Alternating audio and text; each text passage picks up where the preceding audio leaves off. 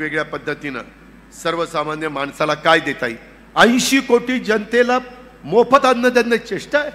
80 कोटी जनता कशाला म्हणतात. पूर्वी 600 रुपये तुम्हाला संजय गांधी निराधारला होते, नंतर 1000 केले, आता 1500 केले. श्रावण बाळला 1500 केले. आरोग्य चांगलं ठेवण्याच्या करता इन्शुरन्स पूर्वी 1.5 लाखाचा होता, आरोग्याच्या करता तो 5 लाखाचा केला.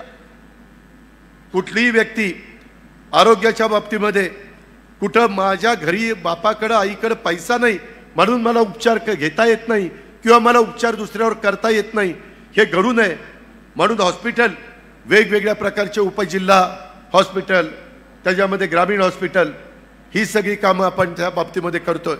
मित्रांनो, माझी तुम्हाला विनंती आहे, शिवाजीरावांची 3 टर्मची अक्षरशः त्या बाबाला पराभूत करण्याकरता आमच्या तोंडाला फेस आला, परंतु बाबा आम्हाला रेटला गेला नाही. आता आपल्याला त्यांना प्रचंड मतांनी निवडून आणायचं आहे. आता तुम्ही ज्या खासदारांना आम्ही सांगितल्यामुळे निवडून दिलं त्यांची 5 वर्षाची कारकीर्द पहा. इतकं सांगायचो नका देऊ राजीनामा, नका देऊ, परत निवडणूक जर लागली तर लोक आम्हाला मारतील, म्हणतील की तुम्ही 5 वर्षाच्या करता तुमचा उमेदवार राहत नाही. काय पोरखेळ वाटला सारख्या सारख्या निवडणुकीला मतदान करायला. लोकांना नाही आवडत. लोक विचारपूर्वक मतदान करत असतात आणि हे मतदान आहे हे खऱ्या अर्थाने तर तुम्ही बघितलं तर लोकसभेची निवडणूक म्हणजे देशाचं धोरण ठरवणारी निवडणूक आहे. मित्रांनो, ही गावकीची भावकीची निवडणूक नाहीये. काही जणांनी ती भावकीची केलेली माझ्या भागात, ते मी बघतो काय करायचं ते. पण गावकीची पण नाही, भावकीची पण नाही. 140 कोटी जनता, 18 पगड जाती, 12 बलुतेदार. हिंदवी स्वराज्याची स्थापना महाराजांनी केली. 28 तारखेला तिथीप्रमाणे त्यांची मला वाटतं शिवजयंती आहे. 28 तारखेला परवा दिवशी. मित्रांनो, हे सगळं आज ही सगळी कामं करत असताना आम्ही अनेक वर्ष विचार करत करत आपलं तुळापूरचं, आपलं वडूचं छत्रपती संभाजी महाराजांचं स्मारक, शिवनेरीला पायथ्याशी मला अतुल बेनके मागे लागला होता. तिथं आपण चांगल्या प्रकारचं पर्यटक आल्यानंतर कशा प्रकारचे शिवाजी महाराजांच्या काळातली हत्यारं होती, कशा प्रकारे तो काळ होता, तो समजून सांगण्याच्या करता आपण तिथं निधी मंजूर केलेला आहे. साईबाईंचं स्मारक, त्यांचा वाडा तिथं सापडलेला आहे, ते तिथं आपण त्या ठिकाणी करतोय. क्रांतीवीर लौजी वस्ताद साळवे त्यांचं स्मारक अतिशय भव्य दिव्य पुण्यामध्ये करतोय. कुठल्याही जाती धर्माला हे सरकार आमचाही सगळ्यांचा विचार करतोय ही भावना आम्ही सगळेजण अष्टविनायकाच्या संदर्भात वेगवेगळ्या प्रकारच्या सुविधा त्या देण्याच्या करता आपण तिथं मदत करतोय.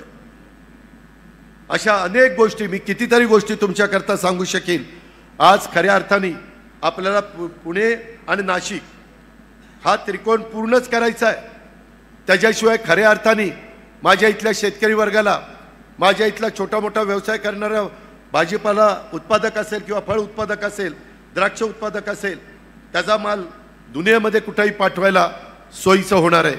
याकरता आपल्याला प्रयत्न करायचा आहे. मगाशी शिवाजीरावांनी सांगितलं तशी वाहतुकीची कोंडी ती आम्ही सोडवतोय आणि त्याच्याकरता केंद्राचा निधी लागतोय.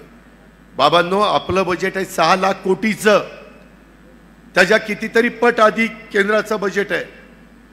केंद्र म्हणजे अख्खा समुद्रासारखा आहे आणि म्हणून आपल्याला मोदी साहेबांना सपोर्ट करण्याच्या करता खासदार निवडून पाठवायचे.